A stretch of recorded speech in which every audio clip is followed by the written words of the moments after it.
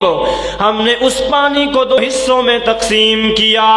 ایک حصہ ہم نے باپ کی پیٹھ والی ہڈیوں میں سے نکالا, دوسرے حصے کو ہم نے ماں کے سینے والی ہڈیوں میں سے نکالا.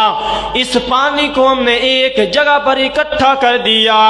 اب ہم نے اس پانی پر قدرت کی مشینیں چلائیں.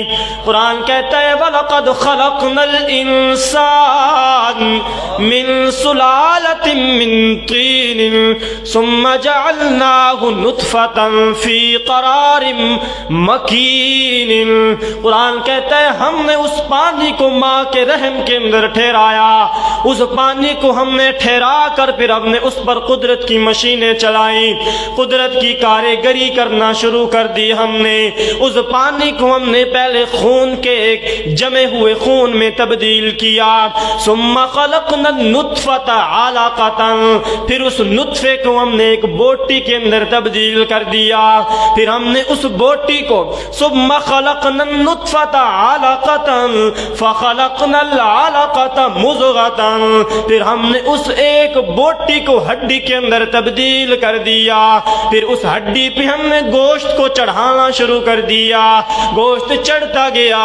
ہم نے ایک گوشت لیا, اس کا ہم نے چہرہ بنایا.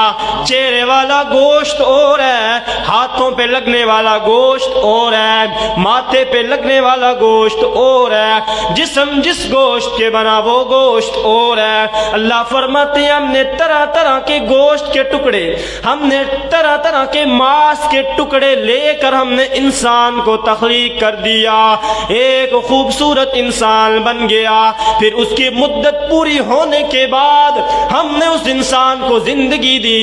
اس انسان کو دنیا میں ہم نے پیدا کر دیا, اور جہاں پر آنکھیں خوبصورت لگتی تھیں وہاں پر آنکھیں لگا دی.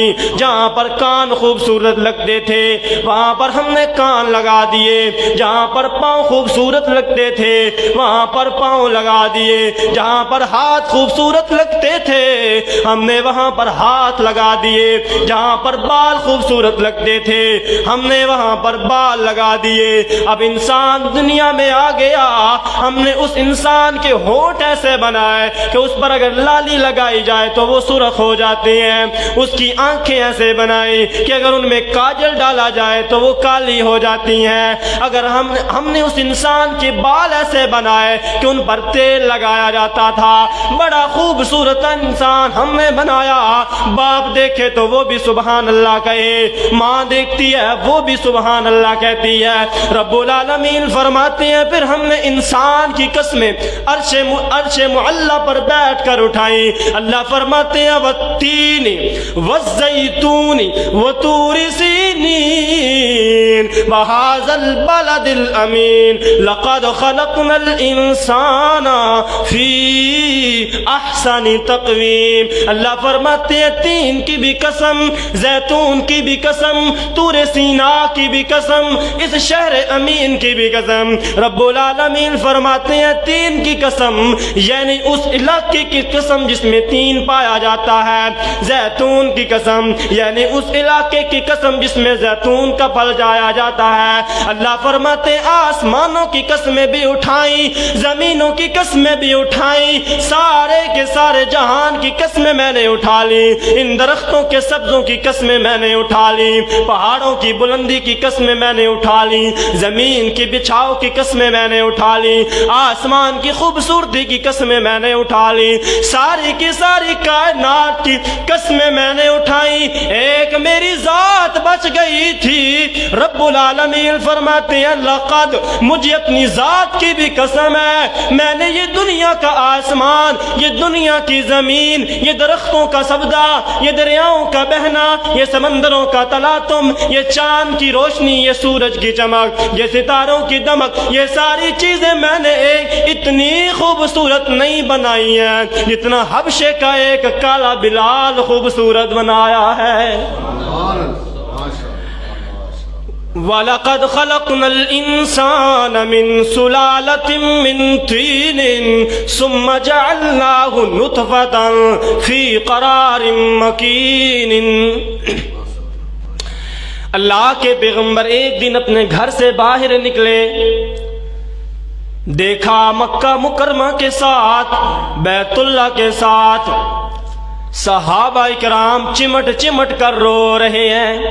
بلال کو دیکھا تو وہ بھی بیت اللہ کی دیواروں کے ساتھ چمٹ چمٹ کر اللہ سے دعائیں مانگ رہا ہے۔ خبیب کو دیکھا وہ بھی دعائیں مانگ رہا ہے۔ یاسر کو دیکھا وہ بھی دعائیں مانگ رہا ہے۔ عمار کو دیکھا وہ بھی دعائیں مانگ رہا ہے۔ صدیق اکبر کو دیکھا وہ بھی دعائیں مانگ رہا ہے۔ عمر فاروق کو دیکھا، عثمان غنی کو دیکھا، علی کو دیکھا، بہت سارے صحابہ اکرام بیت اللہ کی دیوار کے ساتھ، بیت اللہ کے غلاف کے ساتھ لپٹ کر اللہ کے سامنے رو رہے ہیں۔ ان کے کپڑے گندے ہو چکے ہیں۔ اللہ کے پیغمبر نے فرمایا، اے بیت اللہ، مجھے پیدا کرنے والے رب کی قسم ہے، مجھے اس اندھے کے پروردگار کی قسم ہے، یہ جو تیرے ساتھ لپٹ لپٹ کر میرے یار رو رہے ہیں نا، یہ تیری وجہ سے نہیں رو رہے کہ تو ان سے افضل ہے، بلکہ یہ اللہ کی وجہ سے رو رہے ہیں۔ مجھے پیدا کرنے والے رب کی قسم ہے، اگر تیری نسبت اللہ کے ساتھ نہ ہوتی نا تو یہ میرے یار، ان کی آنکھوں سے نکلنے والا ایک آنسو تو ان کا بھی مقابلہ نہیں کر سکتا۔ یہ انسان کی عظمت ہے، انسان کی